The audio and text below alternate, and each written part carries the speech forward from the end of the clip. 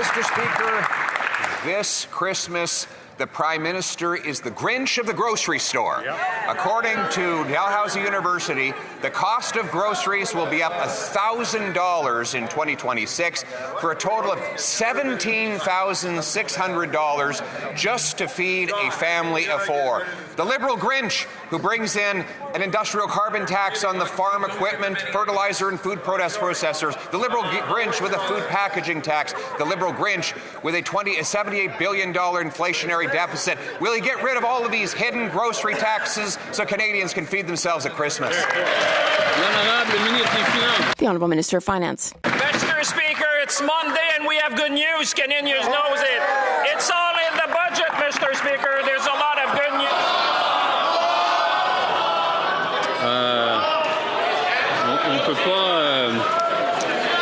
On peut pas lever le livre de cette façon. One can't raise a book like that. It's one thing to read or quote from it, but we can't wave it around. Speaker, I understand. I think that the budget would be a great Christmas gift, Mr. Speaker, to all Canadians. I would just hope that the Conservative would wake up and make sure that they vote for the budget before Christmas, Mr. Speaker.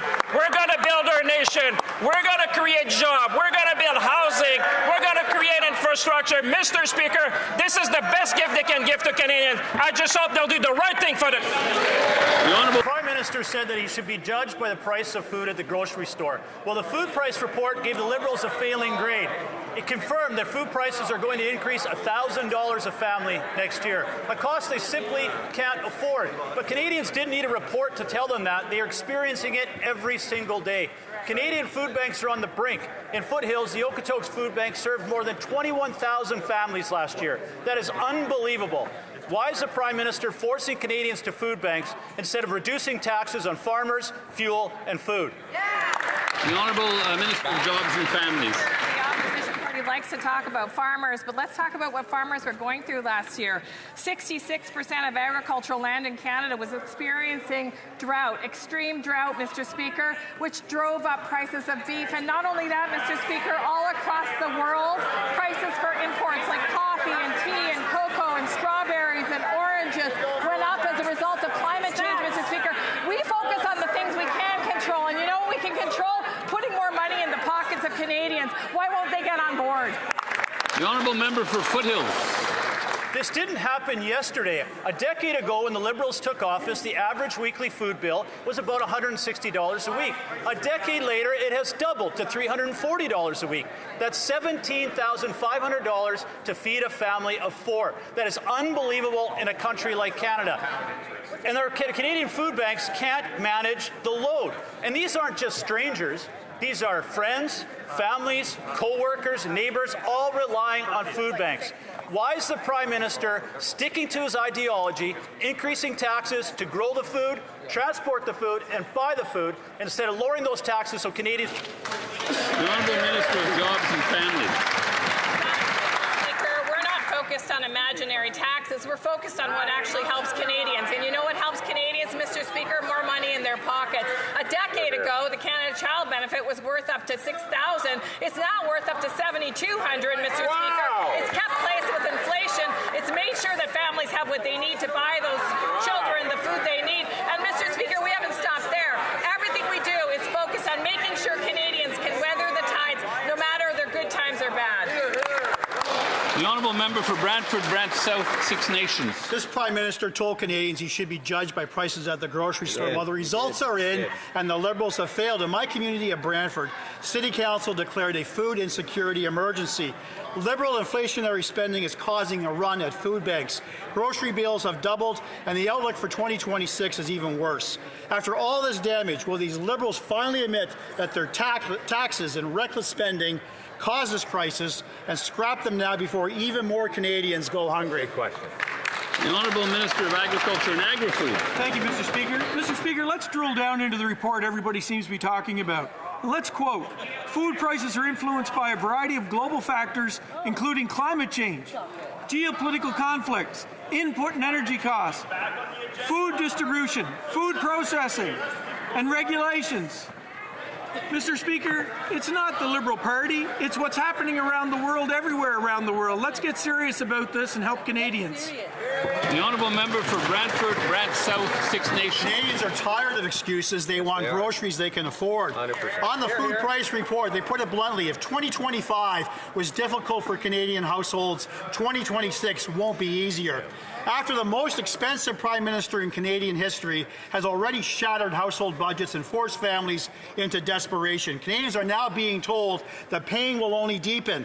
Will the Prime Minister commit today, yes or no, to scrapping the industrial carbon tax and the fuel tax on food production, or will he keep choosing ideology over empty stomachs? The honourable minister. Mr. Speaker, we've already gone down this path. Canadian Climate Institute has come out and said that it is non-negligible in the price of food. The industrial carbon tax is 0.008.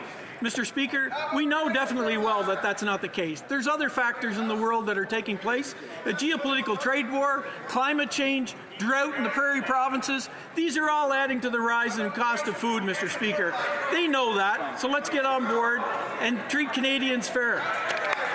The honourable member for Cambridge. Mr. Speaker, no one expected the verdict to be this tragic when judging the Prime Minister by prices at the grocery store. I heard from an 82-year-old woman who was forced to leave her hometown of Cambridge and her family just to afford groceries and rent. And Lacey, a single mum from Cambridge, told local media she spends her days asking, where's the sale? Clipping coupons and skipping meals just to feed her son. This is the reality for thousands of Canadians. Families are forced to buy whatever they can afford, not what's healthy or good for them, if they eat at all. So when so many families, seniors and working adults are going hungry, how can this government possibly justify any more inflationary taxes? The Honourable Secretary of State for Financial Institutions. Mr. Speaker, that leader's heart was two sizes too small when it comes to delivering affordability for Canadians. We cut taxes for 22 million Canadians. We cut the tax for first-time homebuyers. We are continuing to deliver on affordability, school food program, personal service support, tax credit. Mr. Speaker, on this side of the House, we're focused on affordability. It's time for that leader to let the light in, let his heart grow, join us in delivering affordability for Canadians. Thank you, Mr. Speaker. The Honourable Member for Bellechasse, Les Etchemins, Lévis. Mr. Speaker, this Prime Minister told Canadians that he should be judged on the cost of groceries. Well, I hope he has a good lawyer because the verdict is brutal. According to Le Journal de Montréal, 36% of Quebecers are experiencing food insecurity. What's most tragic in all this is that 41% of them are employed. Hunger is hitting so hard that Quebec food banks responded to, get this, a record 3.1 million requests in 1 month. When will the Lee's Liberals finally stop their inflationary spending so that Canadians can feed themselves properly, Mr. Speaker?